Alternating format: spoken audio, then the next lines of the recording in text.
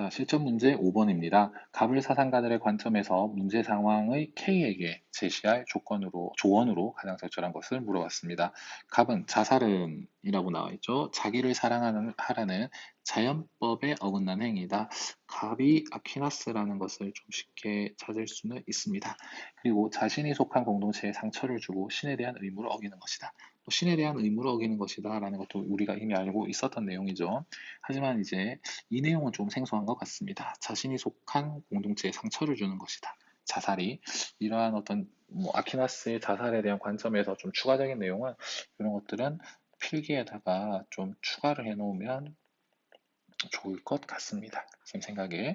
자, 을은 괴로움에서 벗어나기 위해 자살한다면 그는 자신의 인격을 한낱 수단으로 이용하는 것이다. 한낱 수단으로 이용한다. 뭔가 느낌이 올 수가 있죠. 누군지. 자신을 목적으로 대해야 한다는 도덕 법칙. 좀 더 구체적으로 얘기하면 정언명령의 제3정식이 됩니다. 이러한 제3정식에 어긋난다라고 비판을 하고 있는 사람은 칸트가 되겠습니다. 결국 5번은 아퀴나스와 칸트의 입장에서 어떤 자살 문제 할 수 있는 조언이라고 볼 수가 있습니다. 1번, 자살은 인간의 자연적 성향에 따르는 행위다. 따르는 행위가 아니라 자연적 성향에 어긋나는 행위가 되겠죠. 2번, 자살은 신의 선물인 생명을 다시 신에게 위임하는 것이다. 위임하는 것이 아니라 스스로 끊어버리는 것입니다. 3번, 자살은 자율적 인간으로서 가지는 의무를 위반하는 것이다. 그쵸? 여기에서 말하는 이 의무라는 것은 도덕법칙이 됩니다. 이 도덕법칙의 세 번째 정식이 바로 자신을 목적으로 대우해야 된다는 것가 되겠죠. 그래서 답은 3번이 되겠습니다. 4번, 자살은 불살생이라는 계율의 의무를 어기는 것이다.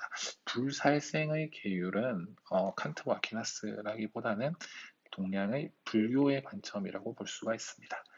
그래서 틀렸고 5번, 자살은 선한 결과를 초래하는 경우에만 허용되는 행위이다.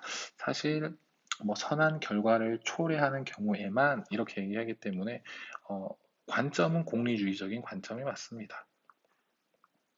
하지만 공리주의에서도 이러한 어떤 공리주의적인 관점에서 선한 결과를 초래하는 경우에 자살이 허용된다라고 얘기했는지는 사실은 선생님도 장담할 수가 없습니다. 그냥 일반적으로 공리주의 입장이구나, 관점이구나, 공리주의적인 관점을 근거로 삼고 있구나, 이 정도로만 알고 넘어가면 될 것 같습니다.